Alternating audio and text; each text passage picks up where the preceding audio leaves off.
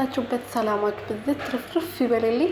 ለኔ ቤት ያሉት ሆናችሁ ሰብስክራይብ፣ ሼር፣ ላይክ እያደረጋችሁ ቤተሰብ እንድትሆኑ በትህትና ጠይቃችኋለሁ። የኔ ውድ ቤተሰቦች ቤዛ ክፍል 32 ተለቋል። ክፍል 32 ላይ እንግዲህ ቤዝቾ እስከዛሬ በጣም በድያለሁ፣ አንተን በድለኛል፣ እኔም በድያለሁ። ግን የመጀመሪያ ፍቅሬ ነው። የመጀመሪያ ብዙ ነገር አለሜን ያየሁብህ በአንተ ነው። ፍቅር ምን እንደሆነ ያወቅኩት በአንተ ነው። ስለዚህ በማንም ምናምንቴ አንተን ውዱን ባለቤቴን ላጣ አልፈልግም ብላለች። ብላ እንግዲህ ቤቷ ውስጥ ምሳ ሰርታ ከባሏ ከበላች በጣም ቆይታ ተሰነባብቶ ነበረ ማለት ነው። ስለዚህ ዛሬ ግዴታ ነው ባሌ ማስደሰት አለብኝ። ባሌ ቤት ሲመጣ ደስ ሊለው ይገባል። ሴት ያለችበት ቤት ሊመስል ይገባል። ጭቅጭቅ የሌለበት ቤት ሊመስል ይገባል ብላ እንግዲህ ደፋ ቀና ብላ ምግብ ሰርታ ወይን ገዝታ በሚያምር ጠረጴዛ ቆንጆዬ የሆነ ቀይ ቀሚስ ለብሳ ፈታ ብላ እንግዲህ ባሏ ወደ ቤት ሲመጣ ቁጭ ብላ ነው የጠበቀችው ማለት ነው። ባሌ እንኳን ደህና መጣልኝ፣ ይሄን የመሰለ ምሳ ቤት ውስጥ ከበላ ወይም ደግሞ ተሰርቶ ከቀረበልህ በጣም ቆይታል። እሱ ደግሞ የኔ ጥፋት ነው፣ የኔ ውድ ባለ በጣም ይቅርታ ብለዋለች ማለት ነው።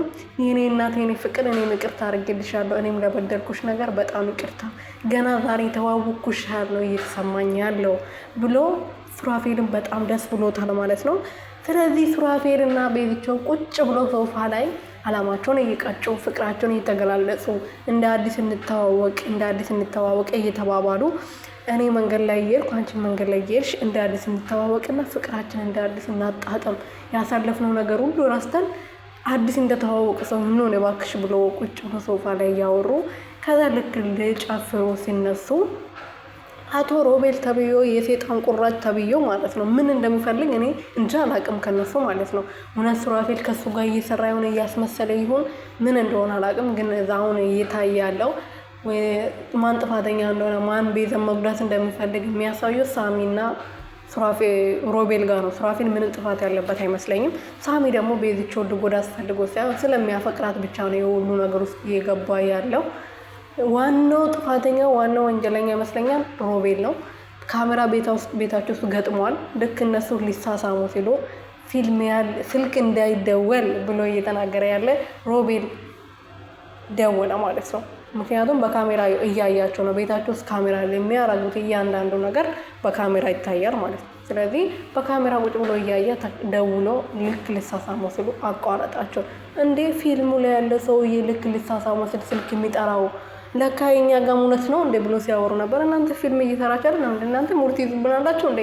እና ተቋረጠ ማለት ነው። ስለዚህ ከዚህ በኋላ ቤዛ አጠገብ ተውራቅ፣ አንተ ልጅ እገላለሁ አጠፋለሁ እያለው ነበረ። ሳምቾ ደግሞ ቤዝቾ ለመከታተል ግዴታ ተመለሰሽ ወደ ሱራፌል ቤት መግባት አለብሽ እንደ ሰራተኛ ሆነሽ ብሎ እያስጨነቃት ነበር። እሷ ደግሞ ወደዛ ቤት መቼም አልገባም፣ እኔ ማማዬ ብቻ እንደሻላት ነው እንጂ የምፈልገው ራሳችሁ ጉዳይ እንደፈለጋችሁ እንደጀመራችሁት ጨርሶ እኔን ከዚህ ውስጥ አውጡኝ ብላ ስትናገር ነበረ።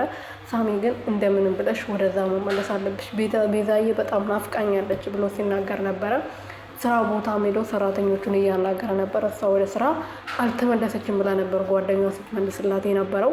ሱራፌልና ቤዝቾ እንግዲህ ለመዝናናት ወጣ ብሎ አየር ለመቀበል ፍቅራቸውን ለማጣጣም ወጣ ብሎ እንግዲህ ሮቤል መንገድ ላይ ቆሞ እጅ ነጀሳቸው ነበር። ይሄ ንጅስ የሆነ ሰውዬ ማለት ነው። እና ፍቅራቸውን ለማቋረጥ እንግዲህ ሱራፌል ደግሞ ይሄ ዋጋውን ላሳየው፣ ወንድነቴን ላሳየው፣ እስከዛሬ ዝም ብያለሁ። አሁን ከዚህ በኋላ እኔ በአንቺ የመጣብኝም አንቺን ሁሉ ባለቤቴ ማላይበት ቦታ መሄድ አልፈልግም። ብሞት ራሱ ከአንቺ ጋር ነው ብሞት የምፈልገው። ስለዚህ እጄ ልኩን ላሳየው ሲላት አይ ሱራፌል የኔ ውድ ባል የኔ ፍቅር አይዞ ተረጋጋ፣ የሮቤል ነገር ለኔ ተው እጄ ላናግረው ብላ ወደ ሮቤል ሄዳለች ማለት ነው። ሮቤል ደግሞ ተውኝ እባክህ ከዚህ በኋላ ከህይወቴ ውጣ